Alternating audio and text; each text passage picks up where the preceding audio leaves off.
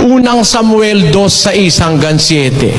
Ang Panginooy pumapatay at bumubuhay. Siya ang nagbababa sa libingan at nagsasampa. Ang Panginooy nagpapadukha at nagpapayaman.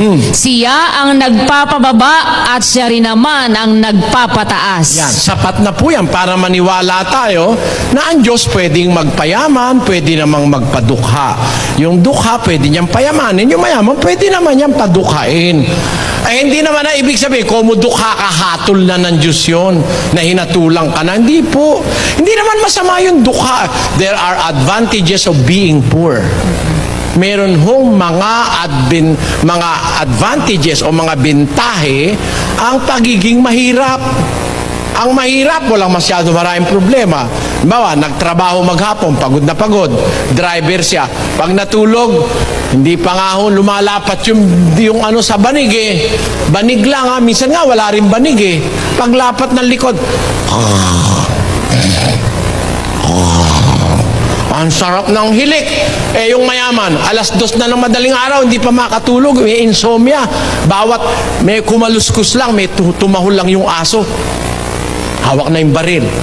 Kasi alalahanin niya, mayaman siya, baka siya hindi makatulog na mahimbing. Basahin natin yung Ecclesiastes. 5:12. Ang tulog ng manggagawang tao ay mahimbing, baging siya'y kumain ng kaunti o marami.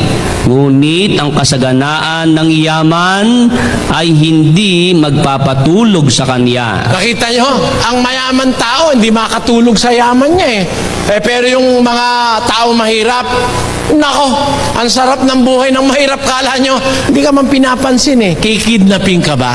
Hindi. May bodyguard ka ba? Wala. Wala. Kikidnapin ka? Gula-gulalit ang damit mo, sino kikidnap sa'yo? Yung mayaman, may bodyguard na, nakikidnap ba o hindi? Biro mong hirap ng kalooban yon. Kaya yung mahirap, ang bahay, pinagtagpi-tagping lata ng mantika.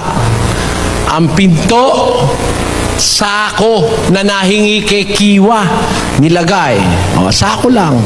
Ang sarap ng tulog Diba? Yung mayaman, meron ng bagging device, meron ng security devices, may security guard, tapos ang mga nakakandado ng mga rehas, kaya nung masunog, patay ang anak. Tama, hindi? Kaya may bentahe pagiging mahirap nung magkasunog-sunog yung mahirap, takbo! Anong bubuksan pinto? Anong lock? Walang pinto. Hahawiin lang yung sako. Nakatakbo na. Kita mo? Kaya hindi po totoo na ang pagiging mahirap, hatol.